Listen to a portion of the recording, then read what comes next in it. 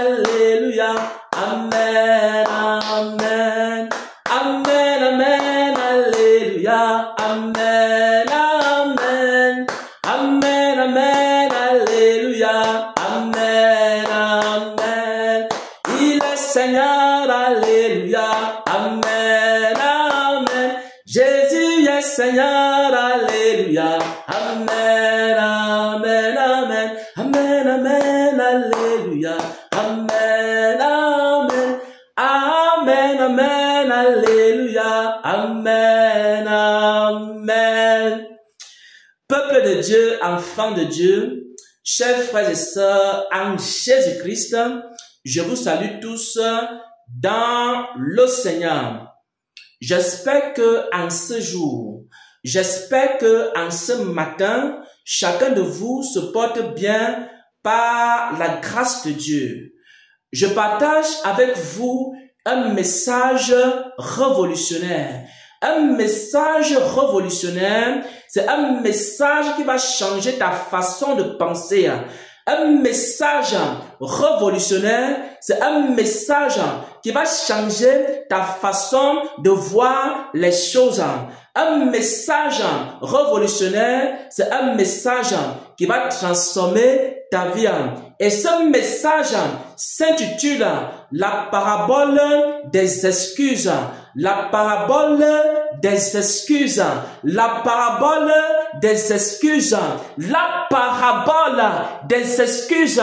Il y a des hommes et des femmes qui ont des excuses dans leur cœur. C'est-à-dire, ils disent à Dieu, Seigneur, je veux prier, mais je n'arrive pas à prier. Il y a mon enfant qui m'empêche de prier. Seigneur, Seigneur, je veux prier, mais je n'arrive pas à prier. Il y a mon mari qui m'empêche de prier. Seigneur, Seigneur, je veux prier, je n'arrive pas à prier. Il y a mon travail qui m'empêche de prier. Seigneur, Seigneur, je veux prier, mais je n'arrive pas à prier. Il y a mes études qui m'empêchent de prier. J'ai beaucoup d'études, j'ai beaucoup de leçons à étudier, j'ai beaucoup de choses à faire. C'est pourquoi je n'arrive pas à prier. Et le Seigneur m'a fait comprendre ce matin que tout ce que Dieu te demande de faire, il va te donner la capacité de le faire. Si et seulement si c'est la chose la plus importante de ta vie. Je ne sais pas ce que Dieu t'a demandé de faire. Peut-être Dieu t'a demandé de commencer un processus de sanctification et tu commences à dire, je n'arrive pas à travailler sur la sainteté parce que l'environnement dans lequel je me trouve ne me permet pas de mener une vie sainte. Je ne sais pas ce que Dieu te demande de faire. Peut-être il te demande de méditer sa parole et tu dis, je n'ai pas le temps pour méditer la parole de Dieu. Je suis tellement surchargé avec les enfants. Je suis tellement surchargé avec le travail. Je suis tellement surchargé avec des problèmes. Je n'arrive pas à trouver du temps pour méditer la parole de Dieu. Je ne sais pas ce que le Seigneur te demande de faire. Il y a certaines personnes qui ne viennent pas à l'église. Ils vont te dire que je ne peux pas aller à l'église parce que le dimanche où je dois aller à l'église, je dois aller au travail, je dois faire ceci, je dois faire cela. Et le Seigneur nous fait connaître ce matin quelque chose. Le Seigneur nous fait connaître quelque chose ce matin. Ce qu'il t'a demandé de faire, tu es capable de le faire. Tu es capable de le faire. Si et seulement si et seulement si, ça devient la chose la plus importante de ta vie. Ainsi dit le Seigneur, ainsi dit le Seigneur, ainsi dit le Seigneur à son église, à son peuple. Si tu veux prier, il faut que la prière devienne la chose la plus importante de ta vie. Si tu veux jeûner,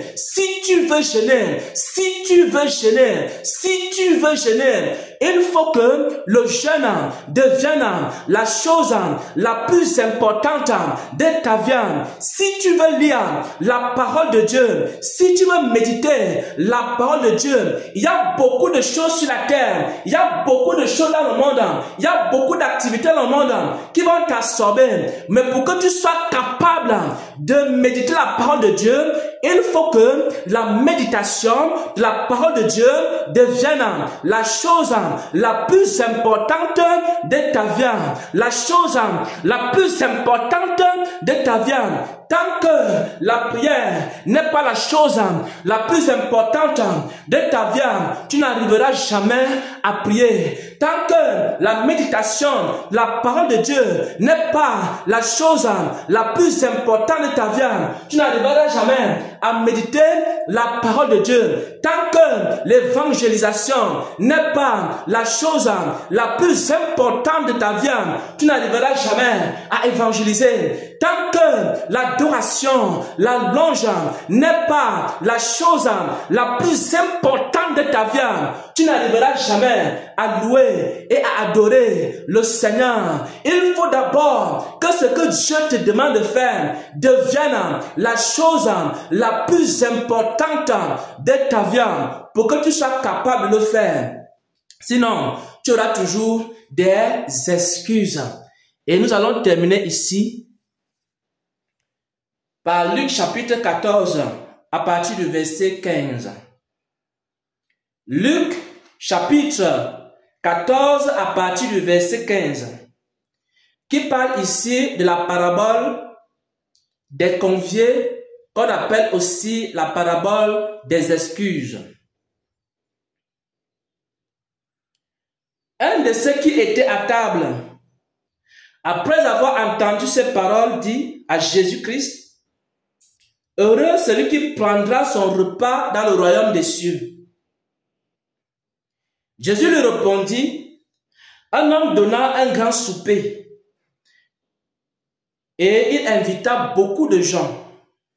Un homme donna un grand souper et il invita beaucoup de gens. Il y a beaucoup de gens qui ont été invités dans le royaume des cieux. Il y a beaucoup de gens qui ont été invités à avoir une vie de prière.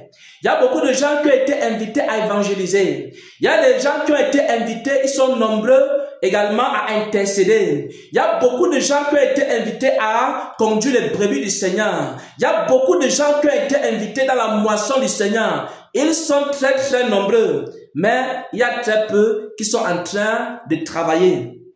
À l'heure du souper, il envoya son serviteur, dit aux conviés: venez, tout est prêt. Mais tous unanimement se mirent à s'excuser. Tous unanimement se mirent à s'excuser. Le premier dit: j'ai acheté un champ. J'ai du travail. Je suis obligé d'aller. Excuse-moi, je t'en prie. Pourquoi? Parce que le champ était plus important pour lui que l'invitation qu'il avait reçue. Parce que le travail était plus important pour lui que la vie de prière et de consécration. Parce que les choses du monde étaient plus importantes pour lui que de passer un moment dans la présence de Dieu. Et le premier dit: j'ai acheté un champ, je suis obligé d'aller le voir. Excuse-moi, je t'en prie. Donc si tu veux faire les choses de Dieu, il faut que tu mettes les choses de Dieu à la première place. Il faut que ça soit la chose la plus importante de ta vie. Dans Luc chapitre 14, au verset 18, cet homme-ci, lorsqu'il s'est excusé, c'est parce que son champ était plus important que la prière. Parce que son travail était plus important que la prière. Parce que ses enfants étaient plus importants que la prière. Parce que ses activités dans le monde étaient plus importantes que la vie de consécration. C'est pourquoi il va s'excuser. Il va dire: je viens d'acheter un champ, je suis obligé d'aller le voir. Excuse-moi, je t'en prie. Un autre dit: j'ai acheté 5 paires de bœufs et je vais les essayer. Excuse-moi, je t'en prie. Je viens de signer un nouveau contrat. Il y a des gens qui vont vous dire, je viens de signer un nouveau contrat. Je suis tellement préoccupé par mon nouveau contrat et je ne peux pas accomplir la volonté de Dieu. Et il commence à dire, laisse-moi Seigneur, je t'en prie.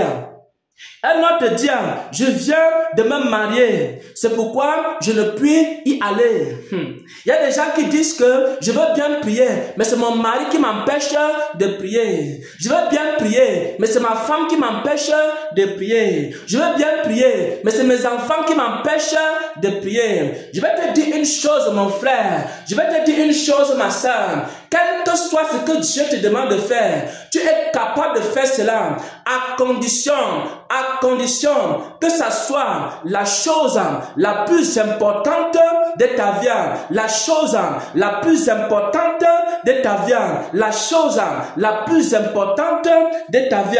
Cette troisième personne, la chose la plus importante de sa vie, c'était quoi? C'était son mariage qui était plus important dans sa vie. Il voulait tellement sauver son mariage plus que sauver son âme. Il y a des gens là qui croient que Dieu les a envoyés sur la terre beaucoup plus sauver leur mariage au lieu de chercher à sauver son âme.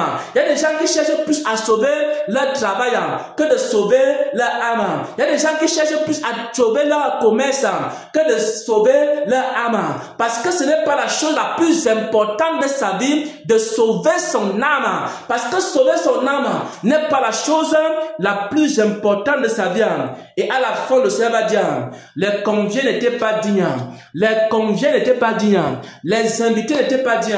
Mon frère, ma soeur, si tu as des prétextes dans ta vie pour ne pas faire la volonté de Dieu, si tu as des prétextes dans ta vie pour ne pas prier, tu n'es pas encore digne du Seigneur. Tu n'es pas encore digne du Seigneur. Tu n'es pas encore digne du Seigneur. Le monde dans lequel nous sommes, pour faire la volonté de Dieu, pour prier, pour jeûner, pour louer, pour adorer, il faut faire de ces choses les choses les plus importantes de ta vie, les choses les plus importantes de ta vie, les choses les plus importantes de ta vie. Alors tu pourras ainsi accomplir la volonté de Dieu. Et que la grâce de Dieu soit avec chacun d'entre vous qui avait pris la décision, après avoir écouté ce message, après avoir écouté cette parole.